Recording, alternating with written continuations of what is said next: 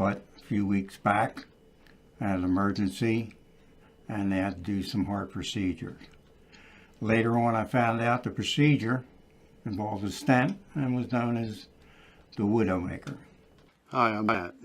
As I reflect on my early life in my 20s and 30s, I look back at that time of chasing that American dream, and during all that time there was just this striving to go after those things that everybody wants as far as that dream goes. But there was issues with my personal life and marriage and other things, and yet the business kept growing, and it gave me an opportunity to see those things in that the finer things of life, so to speak, that people had. And I just looked around and I said, is this it? Is this all there is? Hi, I'm Rachel. I'm 24 and I'm happily married for about 2 years now. I wasn't always that way though. In my teenage years, I had a falling back and I, got into things that I shouldn't have, and, let my heart go to different people and filled my heart with different things. I was going through depression. I was fighting major depression for so many years. I felt unworthy, unloved, uncared about, and many times I felt as though I wanted to end my life because I didn't think anybody cared. Hi, my name is Shirley. I am 60 years old. I suffered abuse at the hands of my stepmother, very bad. And my dad, it's not that he didn't believe me, but I guess he just didn't want it to be that way. And sometimes he just didn't see. A lot of people don't see abuse, even though it's right in front of them. I kept looking for ways to get out.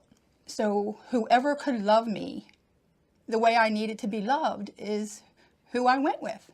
And again, I was just seeking love and acceptance by whoever would give it to me, because I felt like I was bad. I felt like I was unclean. I didn't feel like I was worth saving. I would use people for my own benefit. I was prideful. I at times would get angry. I would see in myself things that were nothing but selfish. And then I realized I came to the end. I couldn't continue to live like this. I want to share with you a moment. When I was a child, I was molested and raped. I fell into homosexuality.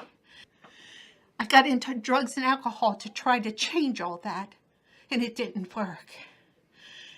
I even had loved ones who had mental illness and thought that I would lose my mind too.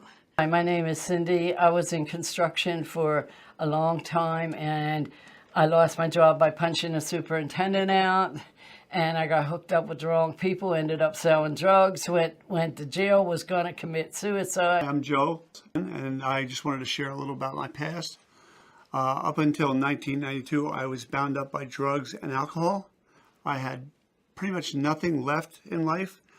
I was getting evicted from the apartments I was in. I would go from one place to the other, and finally I had no more choice, and I was tired of being a slave to drugs and alcohol. Hi, my name is Sherry, and I'm a recovering addict. In that process of many years gone by with injuries and things that I have had in my life, I then became addicted to prescription pain medications because of chronic pain. And the first one was tramadol, and then I went right from tramadol to oxycodone. Eventually, I was not able to get it from doctors anymore because I was running out too soon and trying to finagle my way to get more. So then I began buying it on the streets, and that eventually led to heroin. I began snorting heroin because it was cheaper, it was more available, and it was stronger. And at that time, I received a warning that heroin was now being cut with fentanyl. Hi, my name's John. I'm 28. I had a very, very hardened heart. I was selfish, mean, cruel to people, and very unforgiving. So no one likes a liar, and it turns out that my best friend was lying to me for 6 straight months.